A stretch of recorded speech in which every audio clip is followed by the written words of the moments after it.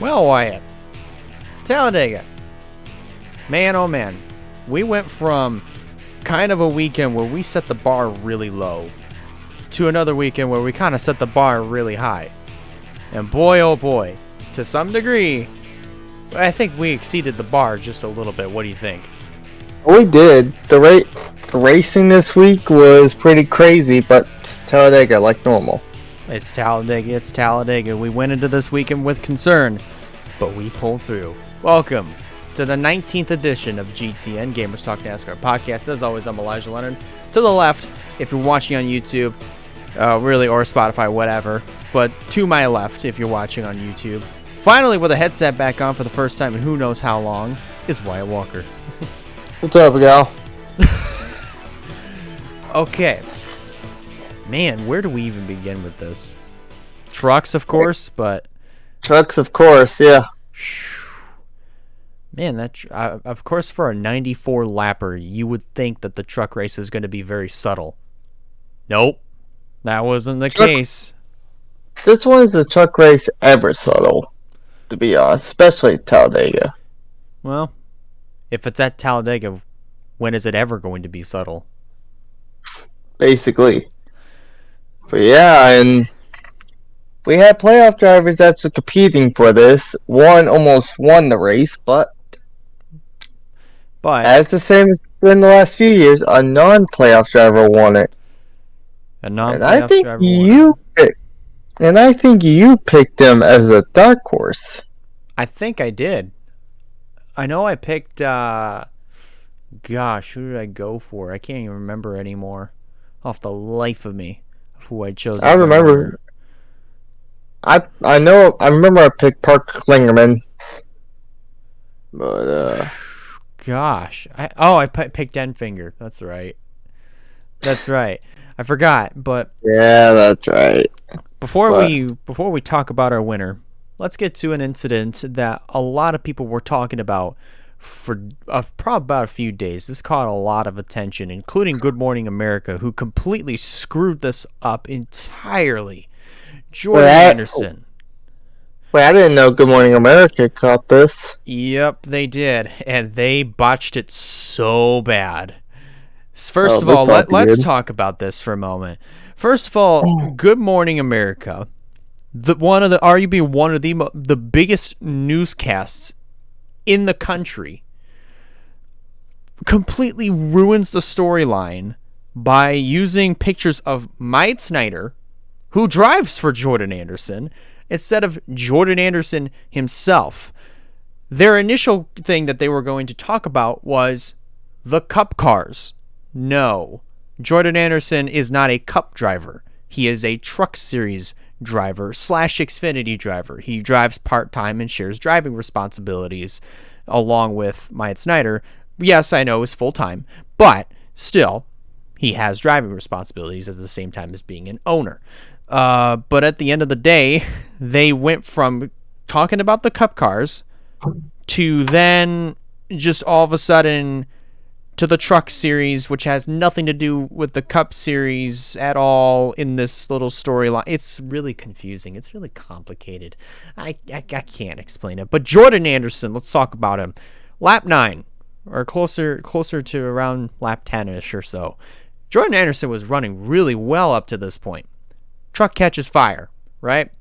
He starts spinning out. Well, he almost loses control of his truck, right? And your first instinct, of course, when you're in a situation where you're in a vehicle that is on fire, your first instinct is to get the hell out of this car as quickly as possible.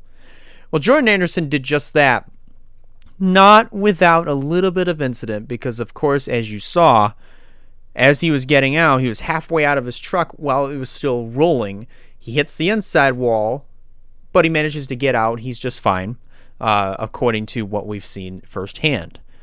Later on, he is on a stretcher, moving over to a local hospital over in Birmingham, where it was diagnosed or really discovered that he has some second-degree burns.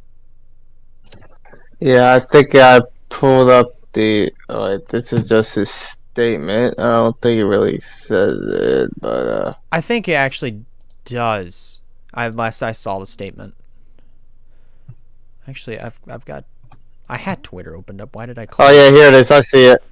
Yeah. He said so. He ended up with second degree burns across his neck, face, right arm, hands, and both knees. He's already gone home, but everything should be able to heal in a few weeks. Which is great news. Because I mean, and it's definitely a testament to how far this safety has become, as far as when it comes to protective fire suit wear. So really, if we were in a time where, if we were living in the time where fire suits were heavily frowned upon at first, I think they were frowned upon back in the late. I think back when NASCAR was just getting started, but. If we lived in that time where fire suits weren't that big of a deal, boy, we would be in a whole lot of trouble. Oh, definitely. Oh, boy. But now, let's talk about our winner, who I think he's running an underfunded team. He's not had the best seasons, but if anyone in this field needed a win and bad, it's Matt DiBenedetto. Matty D has been through ever since, ever since the 2019 race at Bristol, but you have to go 3 years back, where he actually put his name on the market, but being 6th place in a BK racing car back at Bristol. Right. You have to go back to him where he made his name. And then fast forward, his name's still there when he drove for I think it was Green Light Racing. It was Go Fast. In the 30. Go Fast. Wrong team. But Go Fast in the 32. And then he moved to to Levine. Only 1 year, but that 1 year, he had the best season. Arguably his best season at that point. Getting top fives at I remember New Hampshire. His first top 5 at Sonoma, I believe. Almost winning Bristol, the second Bristol race. He has been coming up, but then when he moved to Wood Brothers, I know he got second in both Vegas races. He got a 3rd or 4th at Kentucky. I don't remember what position it was. But he's been moving up. But then 2021 was a downhill for him. And then he ended up going to trucks. Yeah. Which he's had iffy moments in the trucks, missed the playoffs. I think it would have been a cool person to see in the playoffs. But he's out of playoffs with the team, and then come Talladega, and arguably one of the few most controversy wins in his career. But yeah, and I gotta say personally, I'm happy for DiBenedetto, but I just kind of found that call to be a little bit BS, and here's why. So. Yeah. Of course, it's last lap. Everybody's going to do all they can, right? So Corey Haim gets turned or gets put into the wall. Whatever happened first, well, really, either way, it ends up with him in the wall. And up at the front, it's Ben Rhodes. He's leading the thing. And Dibby does make a move to the inside. He gets forced below the double yellow line. But which I'm surprised he didn't get penalized. I'm sorry to interrupt you. But but Dibby continues to advance. He keeps going, and then you have Brett Holmes on the outside, he's riding along. He gets to the line first, but to NASCAR's ruling, they always go with who was where at the moment the lights come on, and that honestly. That ruling has screwed over quite a number of people. I'll give you another example. Same place 6 years ago, Brendan Poole. I was going to mention him too, because that screwed him and allowed Elliott Sadler to win that race. But the difference but the thing is with Dibby's window is that's just the thing. He may have been forced below the WO line, which yes, Ben Rhodes could have been penalized for that, but he wasn't. Well, I mean, but Dibby kept going.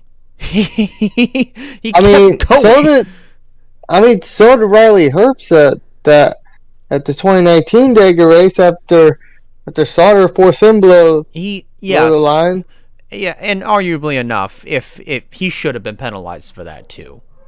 Yes, he might have been forced below the yellow line. And yes, there is that potential where if you force somebody below the yellow line, you could get black flagged. But there should also be that potential where if somebody gets forced below the yellow line and the guy that you forced is advancing at the same time, they should also be penalized. But the SW yellow line rule, man, it is so confusing, over the rails, just controversial. Yeah, I don't. And I think we thought that the controversy of the 2019 race was going to be crazy. No, I think this one topped it. Yeah, this one definitely topped it. But it was, for the most part, the racing itself was good. But then just as soon as it got to the end, like, not only did all hell break loose, they said, well, might as well just throw common sense out the window. So yeah, let's go ahead and go through the results real quick. We got our winner, Matt Benedetto, then Ben Rhodes second, which I think if these two were penalized because of that ruling, Brett Holmes the third would have won it either way. Yeah. But we got him at third, Ryan Preece fourth, Christian Eckes fifth, the only playoff driver, finished top 5. Oh wait, I'm wrong. Ben Rhodes the one, two playoff guys in the top 5. My bad. I'm sorry. Haley Diggett career high 6. Good for her. Chase Purdy, I think a career high. That's actually not bad. Hey, you can keep going. I'll actually be right back because my parents just got home. All right. You got Colby Howard in the 8th. Finishing 8th, Parker Klingerman, my winner. The guy I picked to win, finished 9th. Tyler Rankin finished 10th. Caden Honeycutt. Rather impressed he got top 12. I'm not so happy to see that. But and Clay Greenfield. Those two need a good run. Good for them. Derek Krause get 13th. Chandler Smith 18th. Demi Hill 15th. Parker Ritzclaff 16th. Zane Smith 17th. Casarella 18th. Jack Wood 19th. Stuart Friesen 20th. Got Curry, Crafton, Majeski, Nemechek, Sauter, and that's all finished. And then all these are accident running. Corey Heim was in the very end. I do not remember what happened to Blaine Perkins. We'll talk about him in a minute. Carson Hocevar finished 28th. Grant Enfinger 29th. They got also myself, Tanner Gray, Jennifer Jo Cobb, Lawless Allen, Dean Thompson, Brian, going to butcher your last name, and Jordan Anderson. While we wait for him, I may have to wait for him so we get to the points. But y'all just take my word for it right now. Looking at the points right now, Tommy Jeske is still your winner. Still win. He's in. He's on one locked in. Now Chandler Smith is up by 30. I think if he has nothing wrong happen to him at Homestead, I think he'll get locked in by stage 1 at Homestead. And Zane Smith plus 18, and this is where a shakeup happens. Ben Rhodes is up by 3 points. Ben Rhodes, before this, he was below the cut line. Now he's above the cut line by 3. Now I got Stuart Friesen in the first one. Oh wait, correction. There's a tie, too. Christian Eckes is out by 3. Stuart Friesen's also out by 3. Those are the first two. Nemechek out by 5. And in my personal opinion, the guy who's in a must-win situation coming into Homestead is Grant Enfinger. Now, coming in now Homestead's going to be the final race for this round, and that's not going to come for the Truck Series till like another 3 weeks, I believe. If my math is correct on that. Yeah, and he's back. Wait for him to get the headphones in. Okay, there we go. Can you please put the screen on the Truck Series points for me, please? I already explained the points deal. I just want them to take a look at the points. Well, I mean, I did create the show. I don't have to I'm kidding. I will. But I'm the one who created the points. Or at least the and I'm the one that has the materials to put the points on the screen. I have the materials to record this. I have the resources to put the stuff on wherever they need to go. Anyways. Man. But yeah, as soon as he's putting them up, you see the points are on the same. And I was just saying, in my personal opinion, coming into Homestead, I think Grant Enfinger is in a must-win. I think that's pretty safe to say, honestly. Quite honestly, yeah, that is really safe to say. Because if Chandler Smith, from the looks of things, is going to be fine. Zane Smith... I predicted stage 1 for Chandler Smith to be locked in. Yeah. Zane Smith, if he gets the right amount of stage points, which we know he's going to do that at Homestead, and potentially, let's say he wins, more than definitely is going to lock in. But if he doesn't, and if he gets the right amount of stage points, he's fine. Of course, Zane Smith just needs to not mess up at Homestead, because he's good enough at points to where if he just runs really good, he can make it in. I'd say finish probably, top 10, even if all the other ones. Yeah, I think you'll be fine. But of course, I'd say try to. Yeah, sorry. You try to. Just gotta make sure watch out for guys like. I say Enfinger for the win, but also watch out for like Eckes, Friesen, and Nemechek, who are still below the cut line, not by much. And Ben Rhodes is still up by 3. Well, so these are the 4 guys that are going to be pretty much neck and neck. Enfinger, of course, is going to throw everything, including the metaphorical kitchen sink, even the whole damn house, in order to get this thing in the bag. But at the same time, if there's anybody that I see pulling himself out of this mess, it's John Hunter Nemechek. It's Nemechek. I don't know anybody else that would be fast and pretty much good at Homestead more than John Hunter Nemechek, in my personal opinion. Agreed. Because he killed it. He pretty much kills it a mile and a half, really. Let's be real here. I mean, Darlington may not be a mile and a half track, but it is a somewhat similar shape, of course, to Homestead. It's not the same configuration, but you can still rim ride the walls. That's what Darlington has in common with Homestead. And of course, Kansas, it's not the exact same configuration as Homestead, but it has something in common with Homestead. It's got banking. Homestead's got progressive banking, of course. So, I mean, Really, I just kind of see Nemechek taking advantage of this and definitely getting. Who won last year? Who won the truck last year? I don't remember. They didn't. I don't think they raced Homestead last year. I'm pretty sure they I think it was just Xfinity and Cup last year.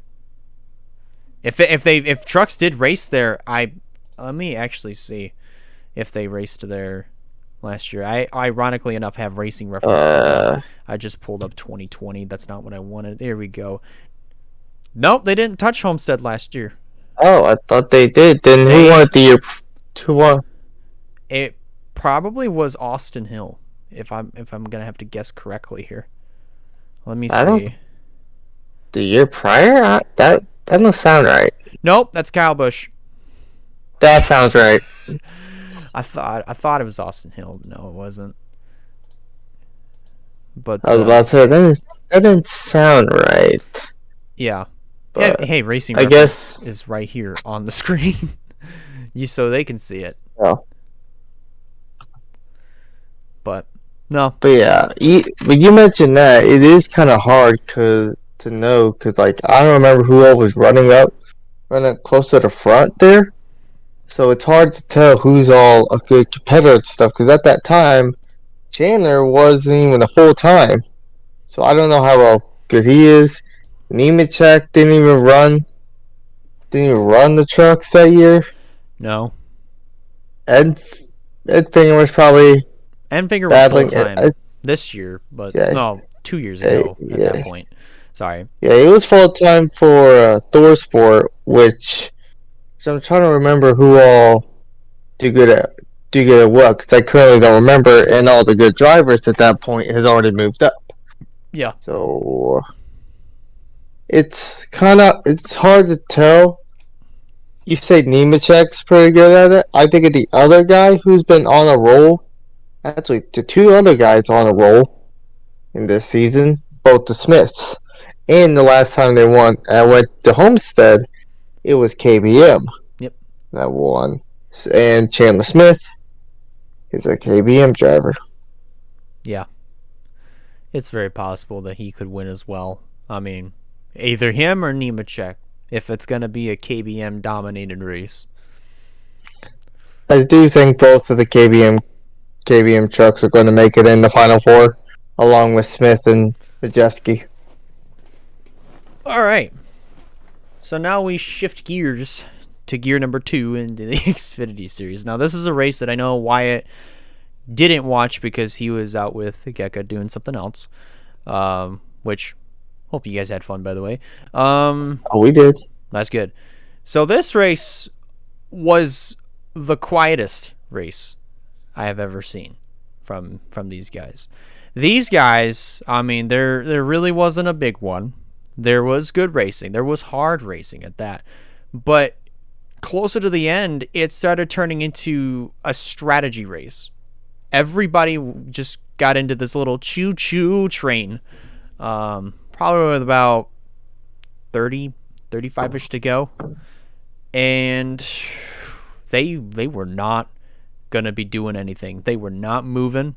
They were not taking any risks.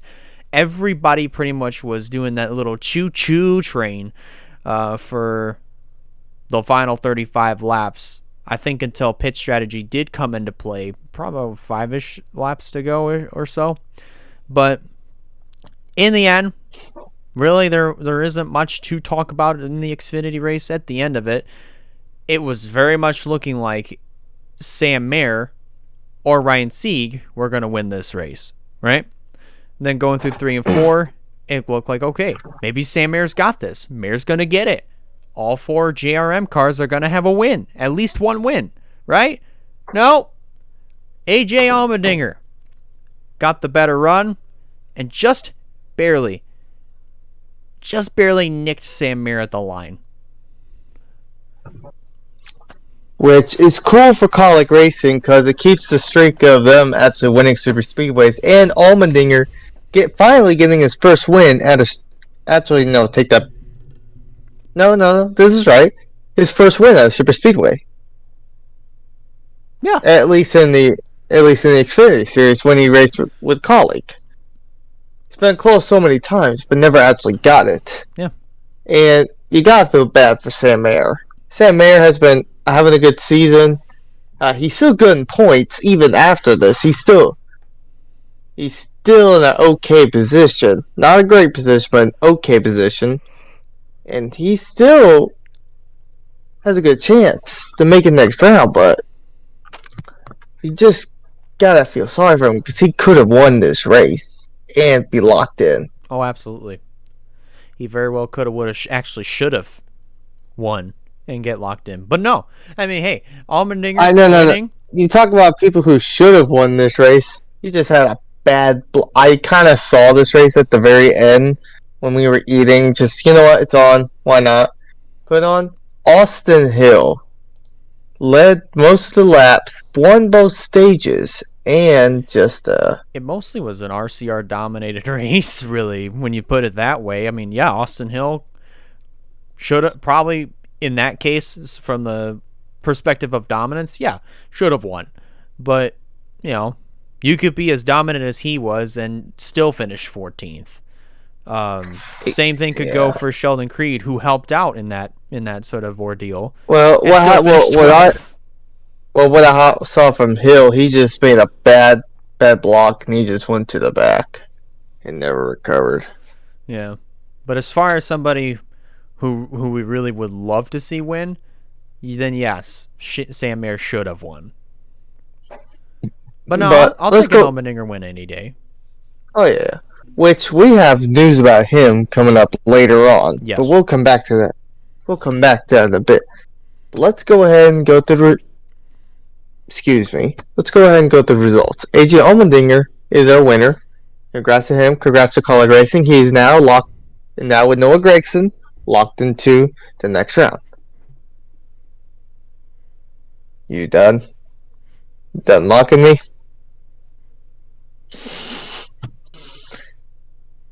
You got how good is that editing software, huh? Oh, well then, okay. There you go.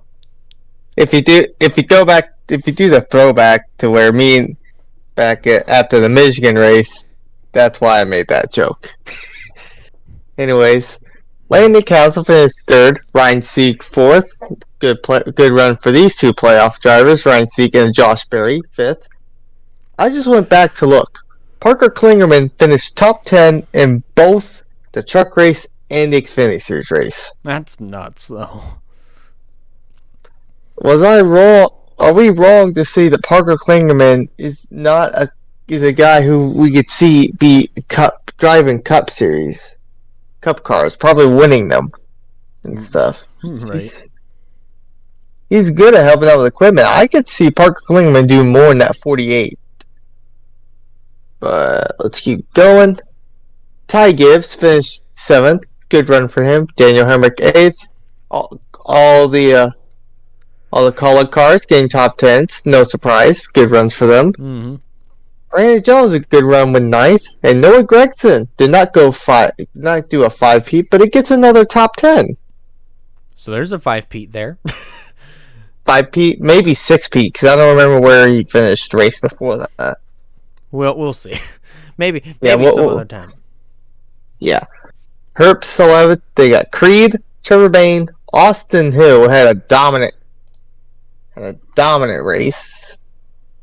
Allgaier 15th. Then got Alfredo, Burton, Yaley, Williams, Clements finished 20th. He's definitely must win. Gase, Graf Jr., Derek Griffin, Bailey Curry, David Starr, BJ McLeod, Timmy Hill, Jesse Wuji, CJ McLaughlin, Vargas, Baccarella, DeSavino, Brandon Brown making his final start in the 68. Unfortunately,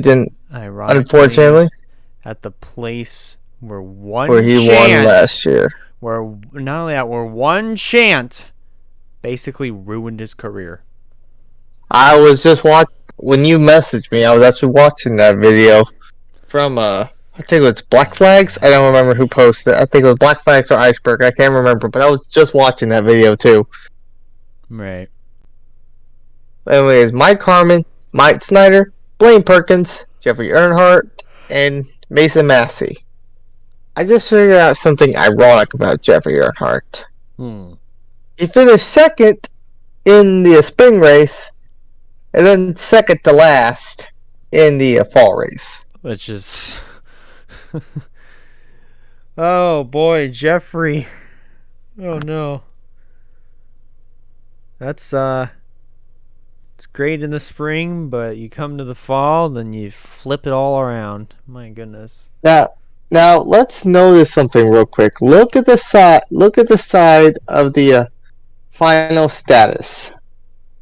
Every single car was running to the finish. Yes. I don't think that they weren't all on the lead lap, but they all finished. Everybody finished. Nobody smelled what the Rock was cooking, so that's great. But yeah, so let's go ahead and move to the points, expanding points. With two people in wins, with Allmendinger with 4, Gregson with 7 wins. Now they're both locked in to the next round with their wins. Gibbs is up by 49, Hill 43.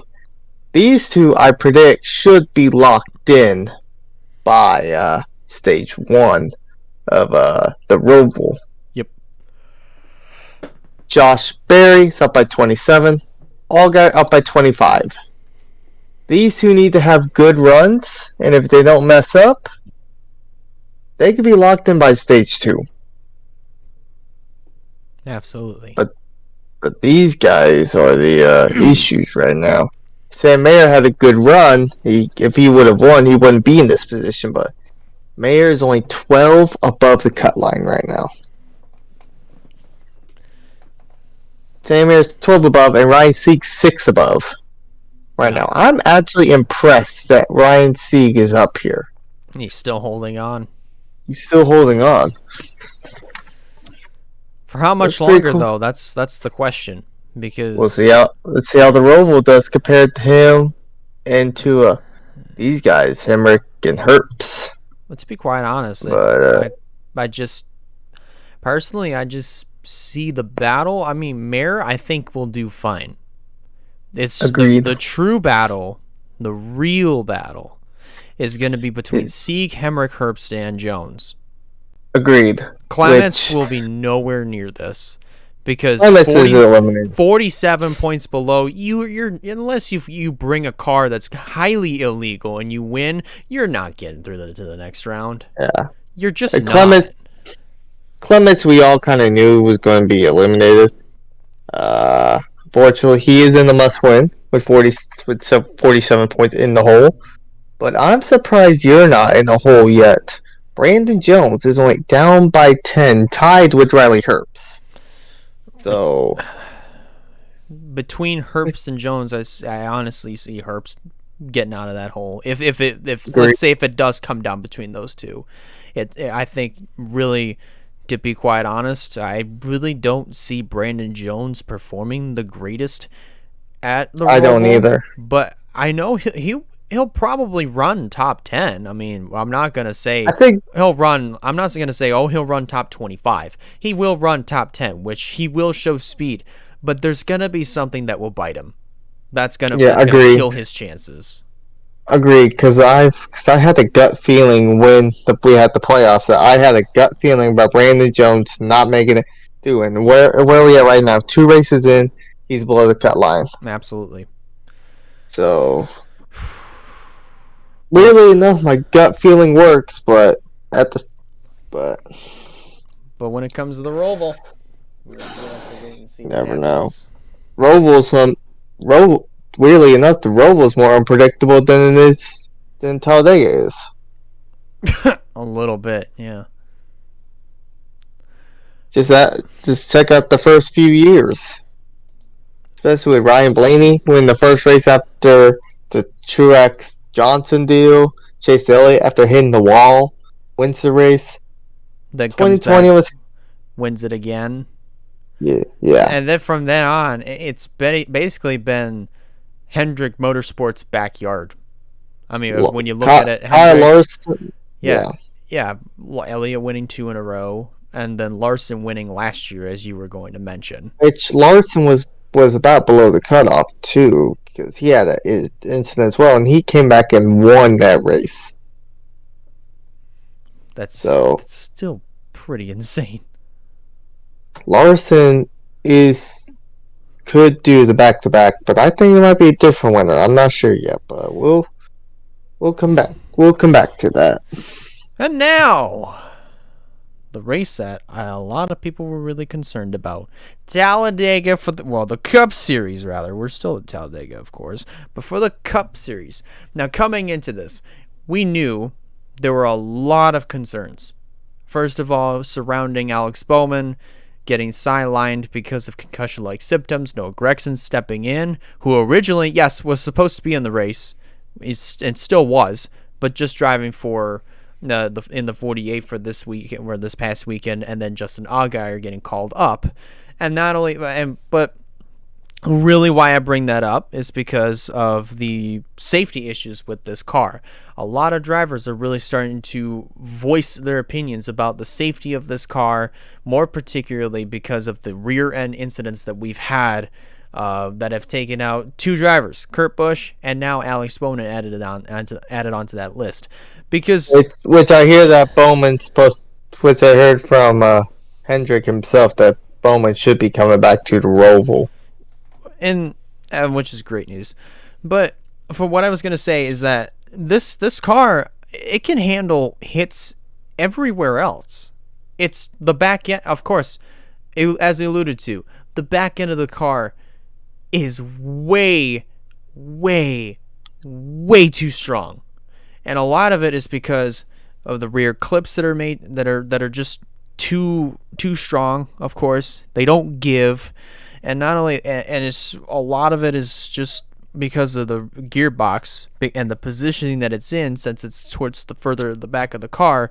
And the last thing that NASCAR wanted, I think, was just to make sure that the gearbox doesn't get completely ruined or destroyed in a rear-end collision. Hence, probably the reason for the really strong back ends of these race cars. And that is a big, big issue. And people have pointed it out before. Let's take Austin Cindric, for instance. Michigan. We saw it live. I'm using that as an example because that's the only other thing I could think of. Had a head-on collision. Where was his concussion? He's fine. Yeah, he's fine. Thanks, I'll bring up another one if you're doing that. I'll bring on another head-on. Cody Ware. Last week, he had a little fracture.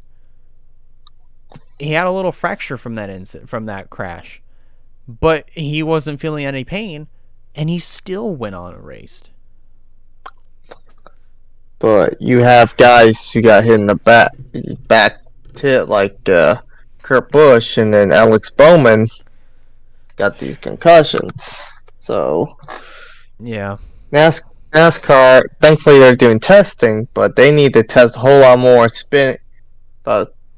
One for the tires, figure out the tires on some of those 1.5 miles.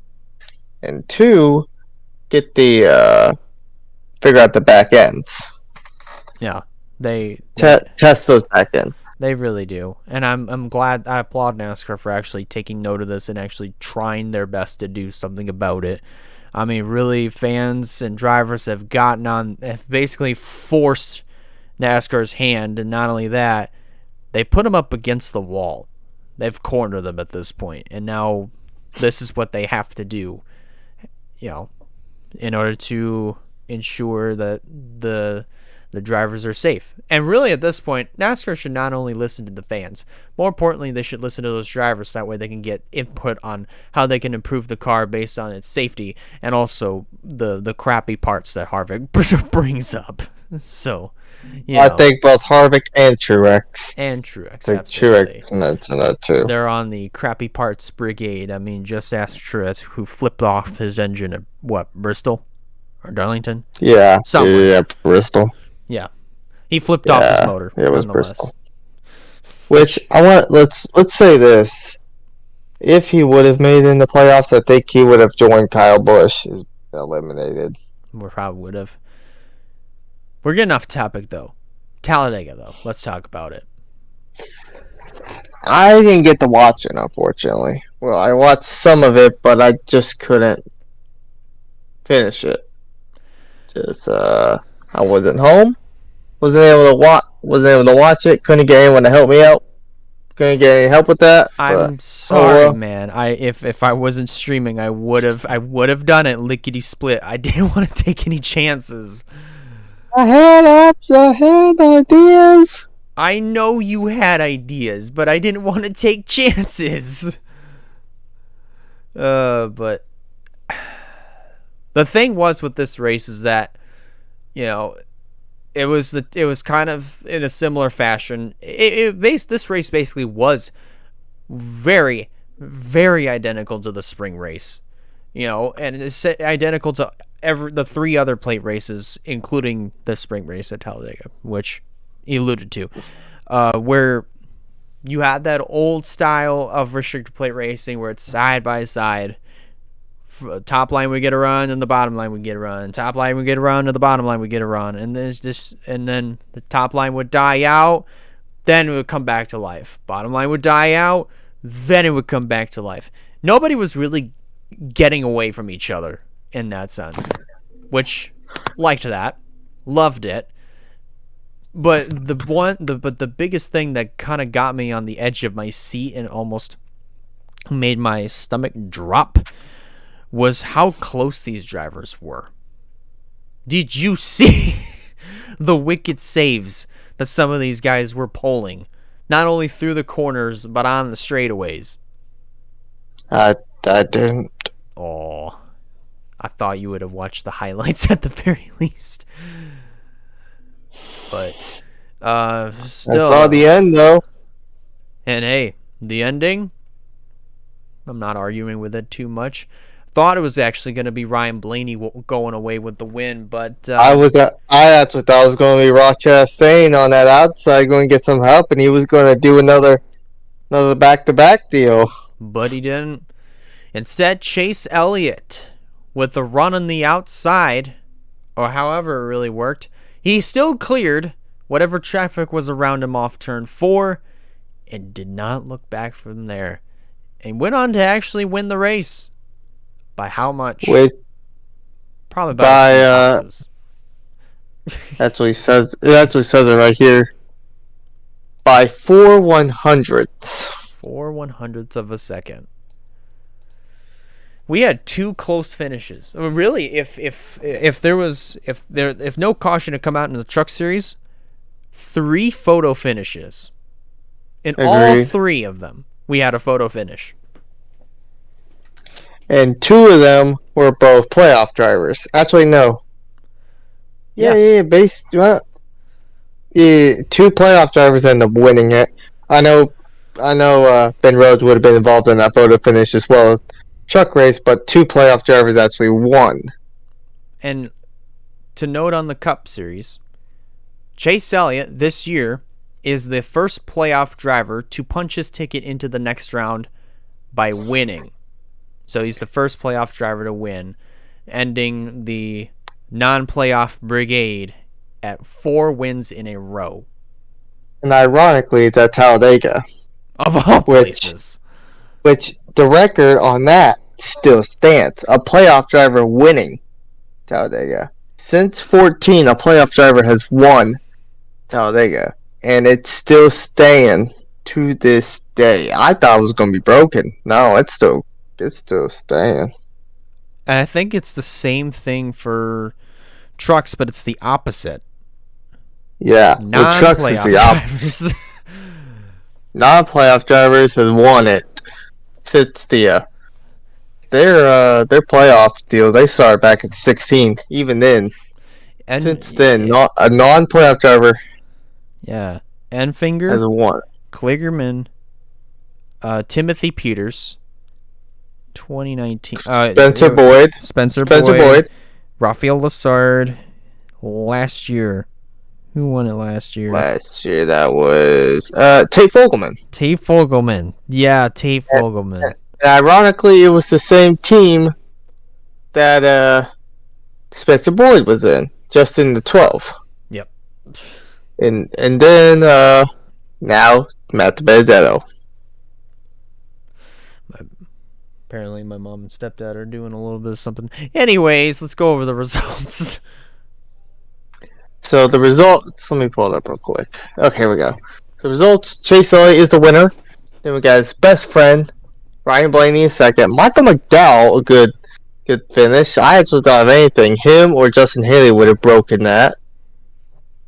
Michael McDowell. Ross Chastain, fourth. Had a good run at the end for him. Denny Hamlin, fifth. Eric Jones, sixth. Todd Gilliland, seventh. Another great run for him. Good run for the rookie. Good run for Trackhouse. Both cars top 10. Austin Suarez get 8th. Cindric gets 9th. Briscoe 10th. Landon Castle 11th. Good run for that Spire Motorsports 77. Absolutely. William Byron is 12th. Austin Dillon 3rd. Eric Almirola 10th. Justin Haley 5th.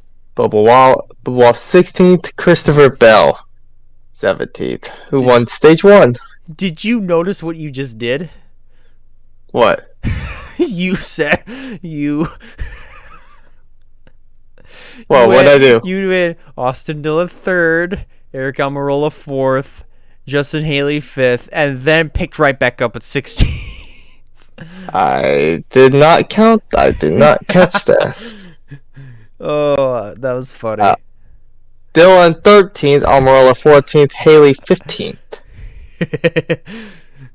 It was a tie. Yeah. No one knew it, but it was a tie between 3rd, 4th, and 5th. So they just gave those spots to Dillon, Almirola, and Justin Haley. No one knew that. Okay, guys, the cat's out of the bag. Just kidding. That never happened, and I don't think it ever will. Anyways, like I mentioned about Bubba Wallace and Christopher Bell. Christopher Bell, man, I had high hopes for him this season, for this round. Yeah, honestly, yeah. He's in a must-win. Pretty easily. It's safe to say that he is pretty much labeled in a must-win situation. Anyways, got Kyle Larson 18th, Noah Gragson in the 48, which I've always wanted to see him at driver 48. This is one time, the only time. Pretty cool. He gets 19th. Kyle Busch 20th. Custer 21st. Stenhouse 22nd. Then got Ty Dillon, Brad Keselowski, Chris Buescher. I'm actually surprised those two finished in the back. Yeah. 26 was Truex. Then we got Logano, Reddick, Harvick, Justin Allgaier in the 62. Yaley, Cody Ware, BJ McLeod, Daniel Hemrick with electrical issues. I believe was 5 to go. Electrical issues at 5 to go, probably. Then no, yeah. Because he ended up stopping at the exit of pit road. I thought it was no fuel, but no. He went to pit road, and then I think he just missed his pit box and stopped right in front of the Peacock pit box, which is on the exit of pit road, and that's what caused the caution. Yeah. And then you got Corey LaJoy, Harrison Burton, and Ty Gibbs. With another last place for Ty Gibbs. Just not having a good second half of the season for him. Anyway, while he's celebrating, let's go over the points real quick. So, after 31 of the 36 races... Because it's in the center and I'm covered, Yeah. Chase Elliott is a winner. He's locked in. Ryan Blaney is up by 32. He's definitely going to be a lock in at the ROVAL. Yep. I think. Ross Chastain's up by 28. He should be good too. Denny Hamlin up by 21. Joey Logano up by 18. Kyle Larson up by 18. Daniel Suarez up by 12. He needs to have a good run at the ROVAL. Keep him in line. And this is where it gets interesting. These three drivers. Chase Briscoe tied with Austin Cindric. Briscoe gets a nod being in the top. Cindric is below the cutoff, tied with Briscoe. William Byron is out by 11. How ironic. And Christopher Bell is out by 33 in a must-win. And it's supposed to be 36, I think, for Alex Bowman. Did I really miss that? It was 46. Let me. Is it 46? I'm pretty sure it was 46.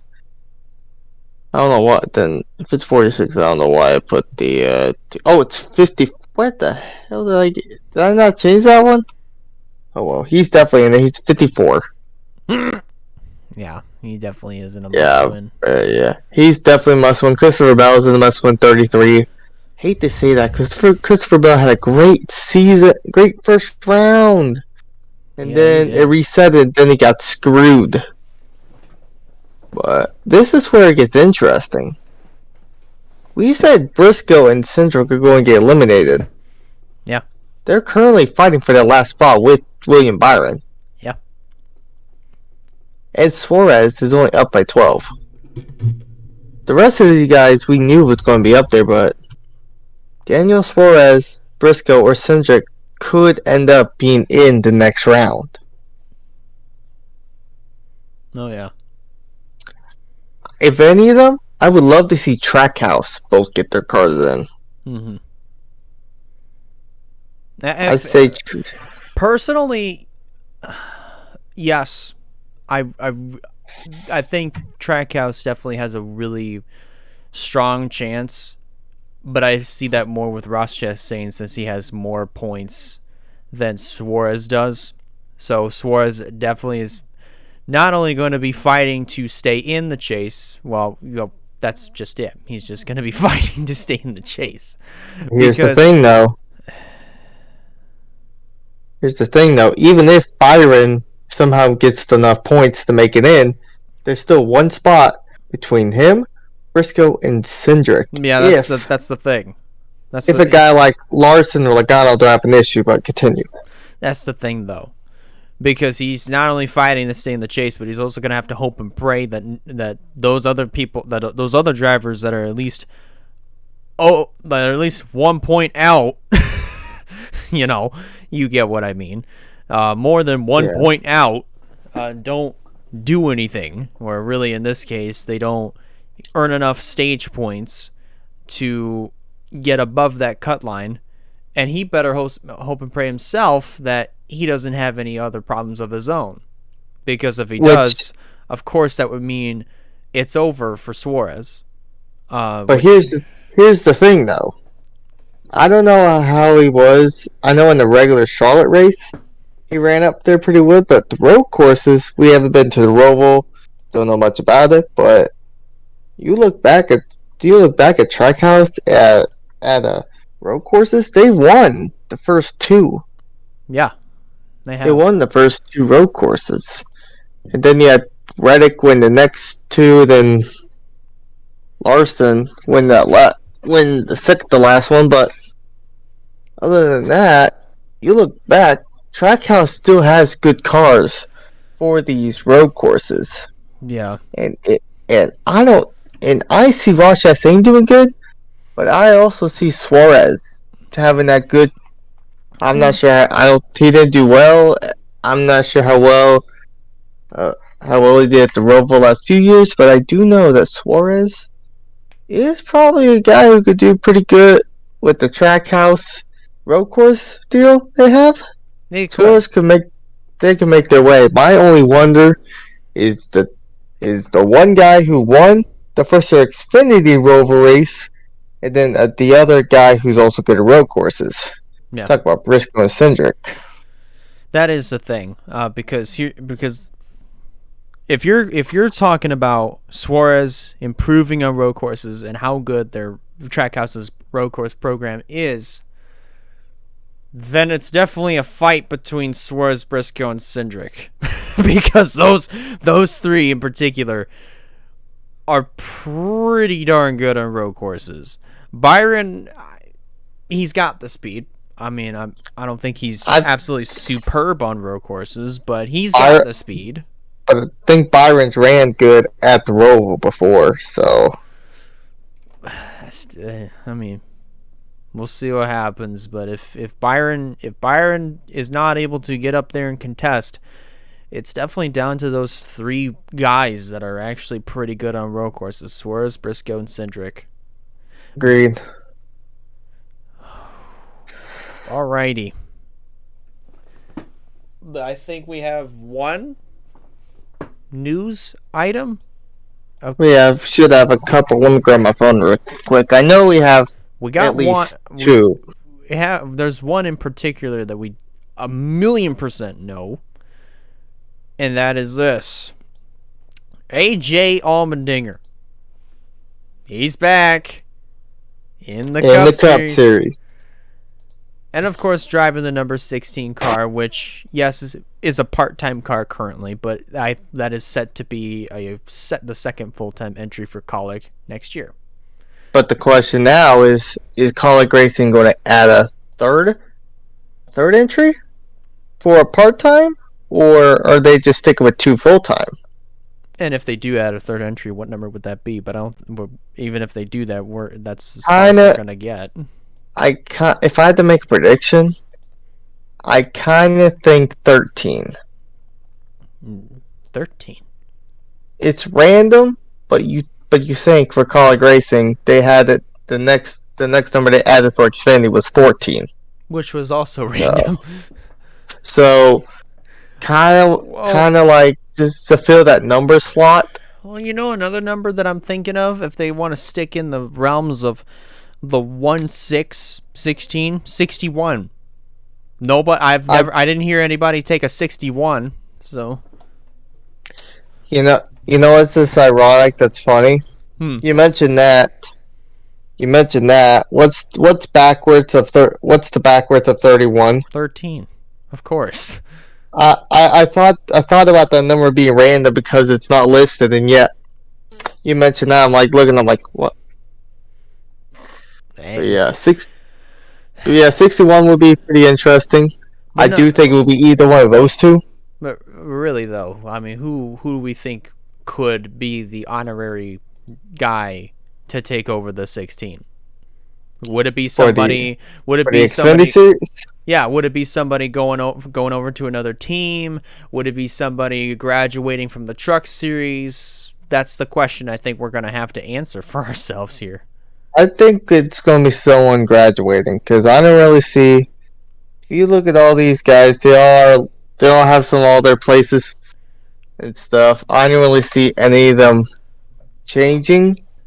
But if I had to make a prediction, you mentioned Corey Heim taking over the flagship team for Hattori. Ankrum can move up. Maybe. Or how about this? Carson Hocevar. Maybe that too. We'll see. But that's just a question. Or they just go down to a 2-car team. Ooh. Yeah, that's true. They could do that too. But that question's gonna be left for a while. Well, here's another news item we can definitely bring up here. I just pulled this up on Twitter.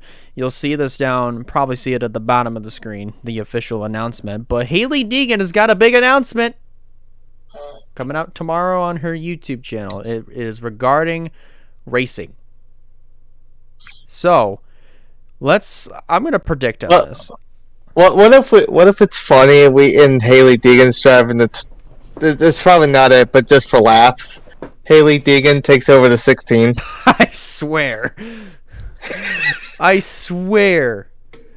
But it looks like she's going to be sticking. I think this is with her deal with Monster Energy and Ford, so I think it'd be funny if it was to go to Kaulig, but yeah, that definitely. I mean, it could still be Xfinity, but it could be a Stuart Haas or something. If it is a Stuart Haas entry, let's say it is, right? Because let's be real with ourselves here. If this is an announcement to say I'm going to be making my Xfinity Series debut at such and such track, maybe this year or potentially next year.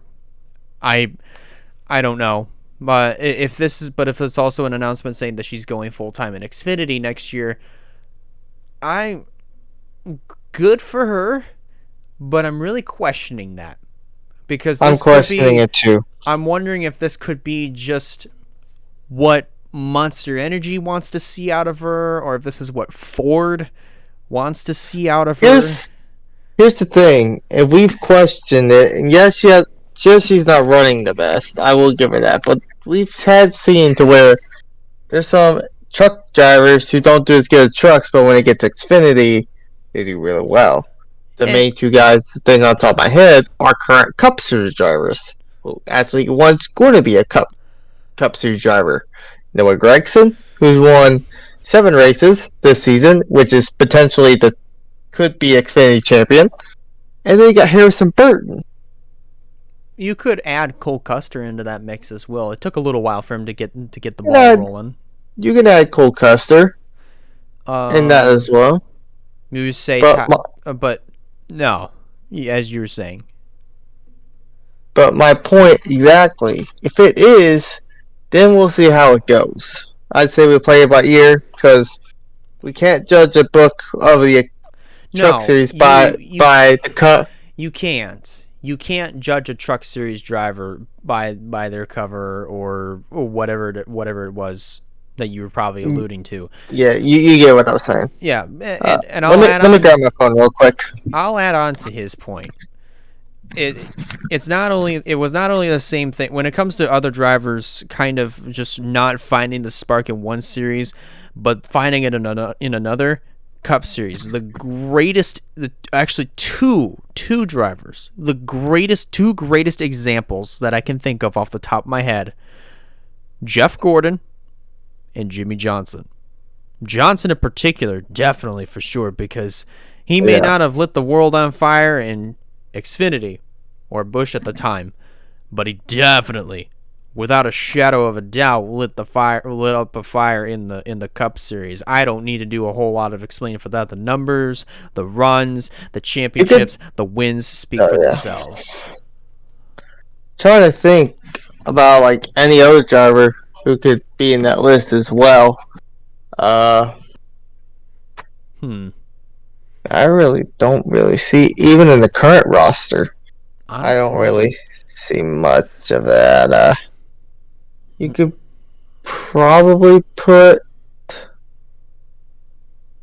maybe you could put Kurt Busch in that option because he just went from trucks to Cup. Barely ran in Xfinity. Todd Gilliland, he fits in that same kind of category of what Kurt Busch did for jumping from trucks to Cup, but as far as winning material, he's almost there.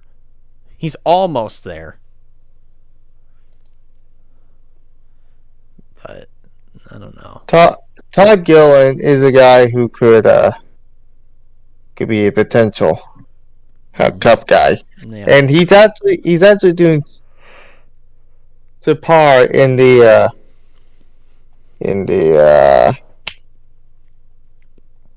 Cup Series even his rookie year. Yeah. But then again, he's running for Front Row Motorsports. No disrespect to Front Row Motorsports because they actually are doing good with Michael McDowell this year. He's just not there yet. But I do see Todd Gilliland staying. With Front Row. Yeah. 1,000,000%. I don't see them taking him out anytime soon. No. I just don't. I don't see it at all. But all right, so there was another news item that I think you also were going to bring up.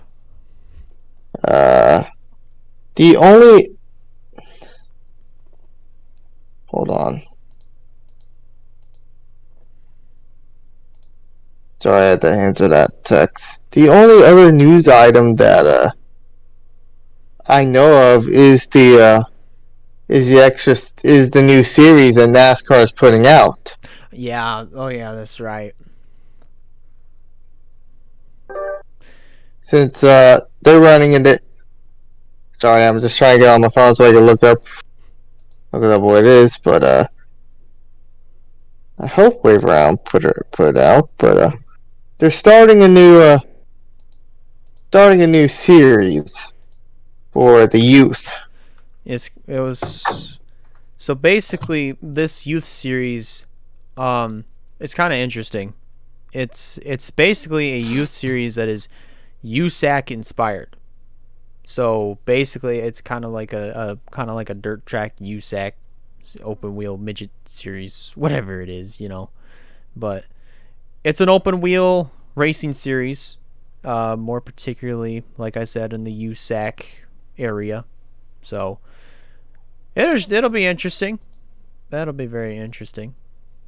But at the end of the day, though, I mean, with all due respect to NASCAR, I mean, like, it's great that you've got another series put together, but you really don't need another one, because the only other thing you should be concerned with is the safety of the next gen cars.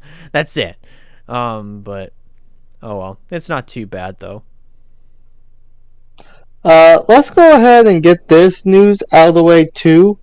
On the Cup Series side, Connor Daly will be making his Cup Series debut in the money team number 50. Thank the Lord above. Connor Daly on a Cup car. I'm excited. Now we just need to get what's his name in a Cup car. What's his name? Lost his name. Julio Castroneves. There it is. Julio Castroneves. I mean, it could happen at Daytona. Remember, he alluded to that. Hey, he made that deal with SRX. Yeah. Made that deal with SRX and NASCAR, and the only team I see doing that will be Trackhouse. Or Track, yeah. Project 91. Which I would love to hear the lineup. I would love to hear their racing lineup. Which should be interesting. But let's go ahead and preview the ROVAL. It's the cutoff race for both round 1 of the Xfinity Series and round 2 of the Cup Series. This is going to be definitely something. So looking at this, Xfinity Series, I feel like we definitely know what to expect, because we know these cars, we know how they race, yada yada yada. We know the road course guys who will be a challenge. I'd say there'll be some new challengers too, because there's going to be 2 rookies who have not raced at this track yet, which I feel like one could be a competitor. He's in all caps. he's actually in all caps in this Chesky entry list. Look. I got the entry list on the. As if they haven't made it any clearer that Marco Andretti is driving the 48 car. Wait, what? He's driving the 48. Wait! I thought Kaz Gralla was driving the 48. Nope. It says here in all caps, Marco Andretti. I thought they were saying that Kaz Gralla was going to. Oh no, he's racing the 34. Oh, that's where my information was wrong. Whoops. That was funny. Yeah, I see it too. Marco Andretti. Yeah, it's gonna be interesting. Should be very interesting indeed. But the Cup Series definitely for sure is going to be the biggest unknown with this next gen car. I mean, because we know they're particularly designed for road courses. We know that they can drive really well on road courses. We don't particularly know how well they'll drive on a road course within a racetrack. So looking at this, hold on, buddy. Sorry to interrupt you. Look on the Xfinity entry list and see who's driving the 18. Hey, look at that! He's back. James Davison. He's back. I've been wondering where he's been, but he's back in our lives. James Davison. Oh, you're gonna hate me. Do not pick him as the driver to stay away from. He is a road course ace. He will prove you wrong. Do not. Do not pick my boy, James Davison, as the driver to stay away from. Okay, here's your option. James Davis or Austin Cindric? James Davison or Austin Cindric? As driver, stay away from. Only one. Only one? Ty Gibbs. Okay, there we go. Third option invented. I'm sticking to it. I am sticking to it. I don't care what you say. I am sticking to it. I've made a third option. I am sticking to it. Anyways, let's move on. Overruled. No. But no. So what coming into this weekend? Cutoff race for both series, round 1 and 2 for Xfinity and Cup. What is there to expect? Well, like you mentioned, we know what to expect in Xfinity Series, and we kind of know who we think is going to be eliminated and who we think is going to do good on that. We kind of know that, even with a couple of surprise ifs. But then the Cup Series, we got 2 guys below the cutoff with must wins. Then you got a whole bunch of craziness going on. It's going to be interesting to see who can get through the ROVAL, which is the last road course of the season. Yeah. My goodness, though. But it should be very interesting. Hold on. Anyways, but as far as the entry list for Cup Series, we pretty much have the same names. Joey Hand is back in the 15. AJ Allmendinger, of course, big threat. We've got Daniel Kvyat's back. Loris Heseman's back. We got Connor Daly making his Cup debut. Mike Rockenfeller's back. Josh Williams is in the 78 this weekend. I want to point out that you got to keep an eye on Austin Hill in the road course deals, because he's a pretty good road course guy. Oh yes. Yeah. Wait, why do I have... Oh, what? Wait. Is Daniel Kvyat really driving the Xfinity Series? Huh? Yeah. Really? Huh. Yeah. And 26. I had no idea. I didn't hear an announcement. Oh well. It's fine. It's whatever. And he's also driving the 26th in the Cup Series. I did bring that up as well. But all right, here we go for our predictions. Of course, Truck Series is off for the next 3 weeks or so until we get to Homestead towards the end of the month. So here we go with our predictions. Driver to win. That's pretty self-explanatory. The driver to stay away from is the driver that hasn't been doing well the last couple of weeks, or we're just coming up to a track where we just suck at, or they just suck at. Dark Horse is the exact opposite. But cutoff races, Wyatt, should be pretty interesting. Let's see who you pick. You're up first. Well, obviously, I'm going to go with this easy dark horse right here for Xfinity Series. I'm going Austin Hill. Mm-hmm. Austin Hill has been doing good at the road courses here of late. He's won only wins with super speedways, but if you look back, he's been competitive at other places too, and he could have won some of those.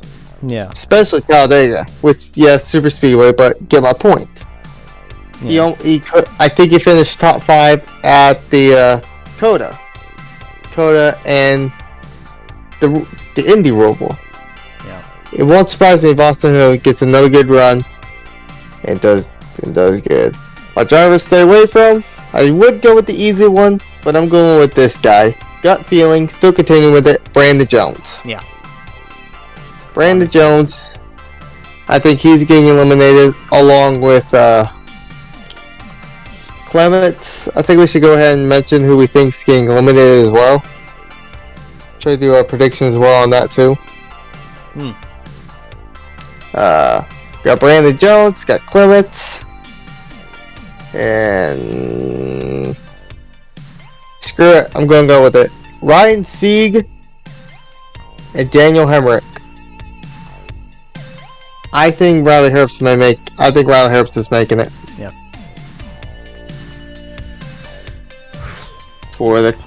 And my driver to win is AJ Allmendinger. Easily. That man is gonna go 4 in a row. Yeah. Yeah. The Cup Series is a little iffy on this. Dark horse. I'm going to go Daniel Suarez as my dark horse. Congratulations. My driver to stay away from. I hate to do this to him. Alex Bowman. Yeah. Honestly, yeah. My driver to win. I think I'm gonna keep this rolling. I picked Kyle Larson as my driver to win. Very interesting. Very interesting indeed, those predictions are. But alrighty. It's my turn. So, unfortunately. Of course it is. For you, it's unfortunate. For me, it's a galore. So here we go for my driver to win. Easily, AJ Allmendinger. Nobody can contest with that man. Nobody. Agreed. Maybe Hill, but probably. Driver to stay away from. Personally, I'm jumping on this bandwagon, Brandon Jones. I just don't see it. He is going to be one of the guys eliminated, along with Jeremy Clements, of course. Pretty much everybody that you just listed, or I'm still thinking those are going to be the guys eliminated. Sieg, Hemrick, Brandon Jones, Jeremy Clements. So you agree with me on that. So you also think the Riley Herbst will make it up? I think those have been my gut feelings for pretty much weeks. For weeks, I've been thinking. I never did my Cup Series one. We'll come back to that. We'll get back. Anyways, we'll get back to it. Yeah. But for my dark horse,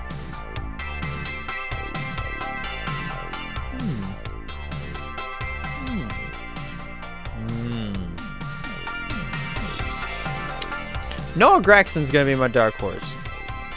Yeah, I like that one. Noah Gragson's gonna be my dark horse. So now for the Cup Series, let me move my leg. My driver to win.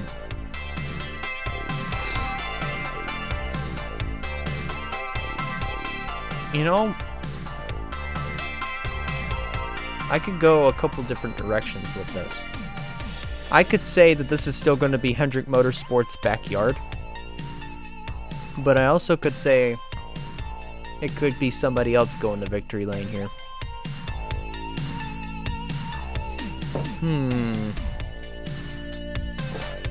Do I want to go bold with this? I'm actually going to say screw it here.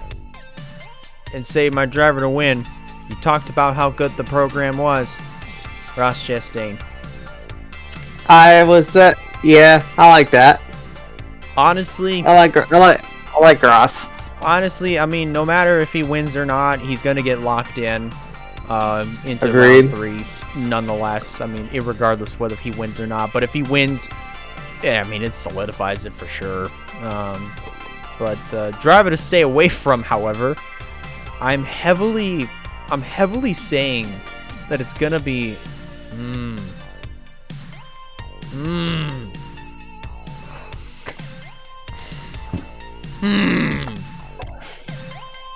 What do we do here? I know what driver you could pick.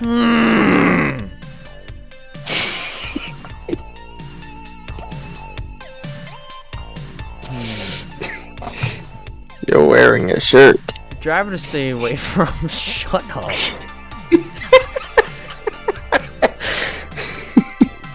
Christopher Bell's my driver to stay away from. Ah, fuck you. You said it yourself. Had a great season. A great round 1. Just missed the ball on round 2. Just took his eyes off the ball in round 2. And I don't think it's going to pay that big of a dividends. If he pulls what Kevin Harvick tried to pull at Bristol and succeeds, great. If he doesn't, he tried. Yeah. I hate to say, but I agree. Dark Horse, on the other hand.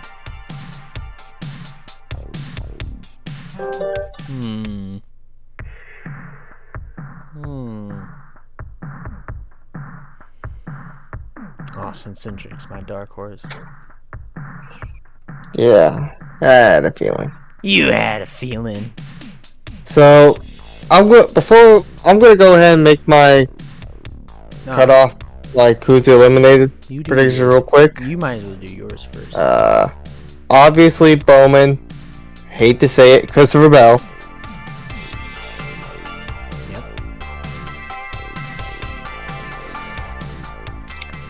I just have a weird feeling. William Byron. And then he's won this race, but I don't see him. Chase Briscoe. Yeah. I honestly see Suarez and Cindric making it to the next round before I see Briscoe. Right. I'm jumping on that bandwagon as well. Pretty much all of those guys. All of them that you just listed.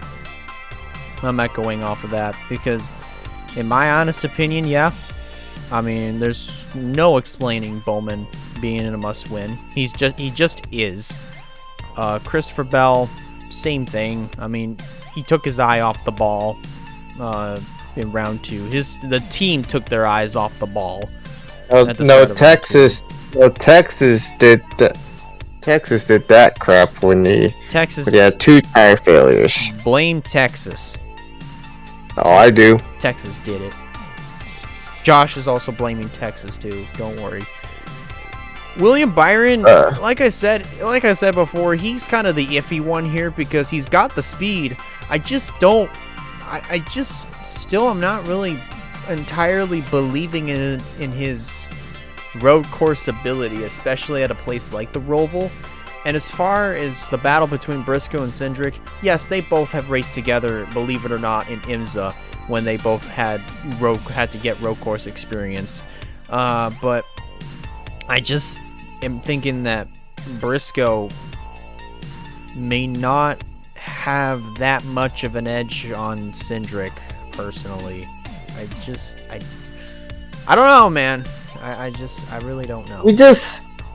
Should we just add that on the owner's points, Bubba Wallace is currently below the cutoff?